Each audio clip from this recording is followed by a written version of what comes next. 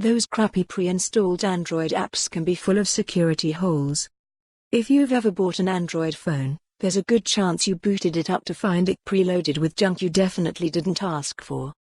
These pre-installed apps can be clunky, annoying to remove, rarely updated, and, it turns out, full of security holes.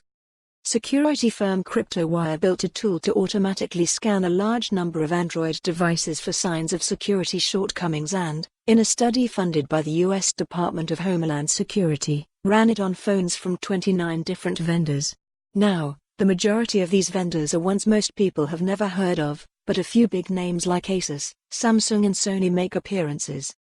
Kryptowire says they found vulnerabilities of all different varieties, from apps that can be forced to install other apps, to tools that can be tricked into recording audio, to those that can silently mess with your system settings.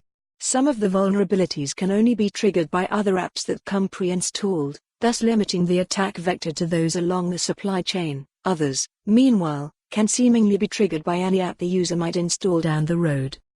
Kryptowire has a full list of observed vulnerabilities here, broken down by type and manufacturer. The firm says it found 146 vulnerabilities in all. As Wired points out, Google is well aware of this potential attack route.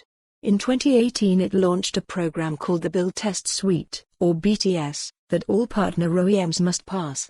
BTS scans a device's firmware for any known security issues hiding amongst its pre-installed apps, flagging these bad apps as potentially harmful applications, or PHAs.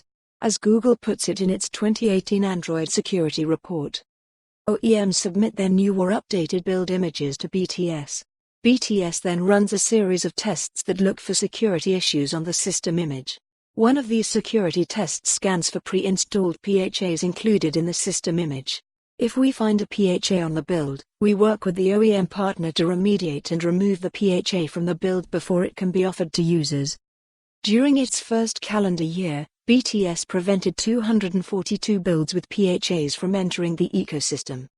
Anytime BTS detects an issue, we work with our OEM partners to remediate and understand how the application was included in the build.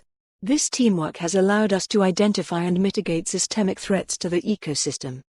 Alas, one automated system can't catch everything, and when an issue does sneak by, there's no certainty that a patch or fix will ever arrive, especially on lower-end devices, where long-term support tends to be limited. We reached out to Google for comment on the report, but have yet to hear back. Update: Google's response. We appreciate the work of the research community who collaborate with us to responsibly fix and disclose. For more on this story, visit the news article link.